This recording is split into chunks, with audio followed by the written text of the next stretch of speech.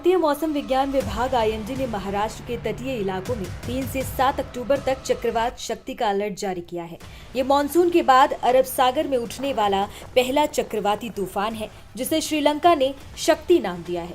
मौसम विभाग के अनुसार इस दौरान मुंबई, ठाणे, पालघर, रायगढ़, रत्नागिरी और सिंधुदुर्ग जिले में भारी बारिश और तेज हवाओं का खतरा है।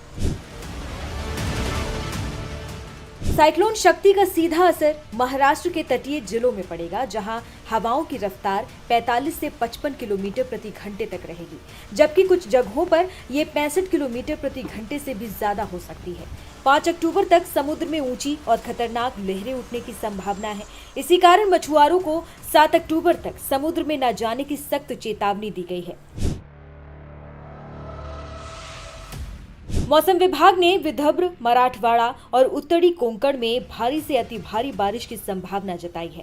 बारिश के चलते नदियों और नालों में पानी का स्तर बढ़ सकता है, जिससे निचले इलाकों में बाढ़ जैसी स्थिति बन सकती है।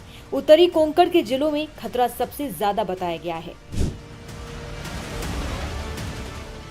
45 से 65 किलोमीटर प्रति घंटे की रफ्तार से चलने वाली हवाएं कई इलाकों में पेड़, बिजली के खंभे और कच्चे घरों की छतों को नुकसान पहुंचा सकती है। प्रशासन ने लोगों से अपील की है कि वो घरों में सुरक्षित रहें और अनावश्यक यात्रा से बचें। महाराष्ट्र सरकार ने चक्रवात शक्ति को लेकर सभी जिलों के प्रशासन को सतर्क कर दिया है। डिजास्टर मैनेजमेंट सिस्टम को एक्टिव कर दिया है। तटीय और निचले इलाकों के लोगों को सुरक्षित स्थानों पर शिफ्ट करने की प्लानिंग भी की जा रही है। आपातकालीन सेवाओं को हाई अलर्ट पर रखा गया है और राहत बचाव दलों को तैनात किया गया है। आईएमडी के मुताबिक 6 अक्टूबर की सुबह से चक्रवात की तीव्रता धीरे धीरे कम हो सकती है। हालांकि तब तक समुद्र की स्थिति बेहद खराब रहेगी और गुजरात के साथ पाकिस्तान के तटीय इलाकों पर भी इसका असर देखने को मिलेगा। भारत मौसम विभाग यानी आईएमडी ने महाराष्ट्र के कई जिलों के लिए चक्रवात शक्ति की चेतावनी जारी की है। मौसम विभाग के मुताबिक 3 से 7 अक्टूबर के बीच मुंबई, ठाणे, पालघर, रायगढ़, रत्नागिरी और सिंधुदुर्ग जिलों में तेज से बहुत तेज हवाएं चलने और भारी बारिश होने की संभावना है। उत्तरी महाराष्ट्र के तटीय इलाकों में हवा की रफ्तार 45 से 55 किलोमीटर प्रति घंटा तक पहुंच सकती है, जो कई जगहों पर 65 किलोमीटर प्रति घंटा तक जा सकती है।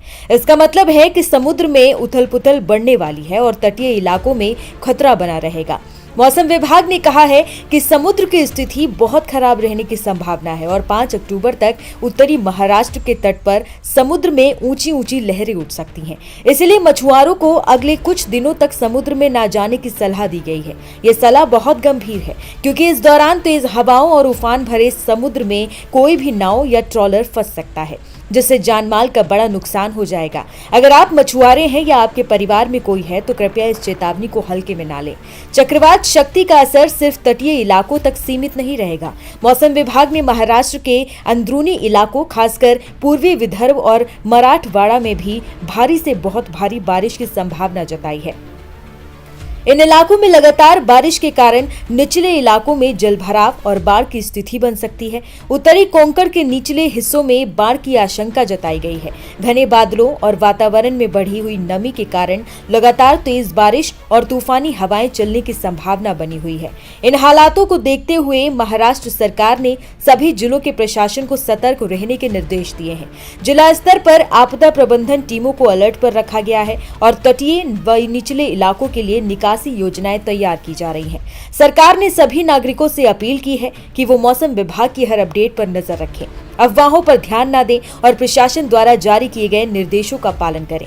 भारी बारिश और तेज हवाओं के दौरान लोगों से अपील की गई है कि वो घरों में सुरक्षित रहें, अनावश्यक रूप से बाहर न निकलें, बिजली के उपकरणों से दूरी बनाए रखें और किसी भी आपात स्थिति में स्थानीय प्रशासन या हेल्पलाइन नंबरों पर तुरंत संपर्क करें। अगर आप समुद्र किनारे या नदी के पास रहते हैं तो पहले से जरूरी सामान तैयार रखें और सुरक्षित जगह पर शिफ्ट होने में देर न करें।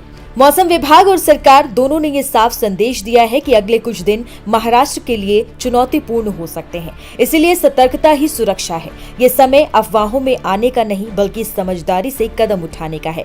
प्रशासन की टीमों ने कहा है कि वो पूरी तरह से तैयार है, लेकिन नागरिकों का सहयोग सबसे ज्यादा जरूरी है। चक्रवात शक्ति की दिशा और तीव्रता पर लगातार नजर रखी जा रही है। जैसे जैसे तूफान आगे बढ़ेगा, हवाओं की गति और बारिश की मात्रा बढ़ सकती है। ऐसे में जरूरी है कि लोग मौसम की हर अपडेट को फॉलो करें और स्थानीय प्रशासन द्वारा दिए गए निर्देशों का पालन करें।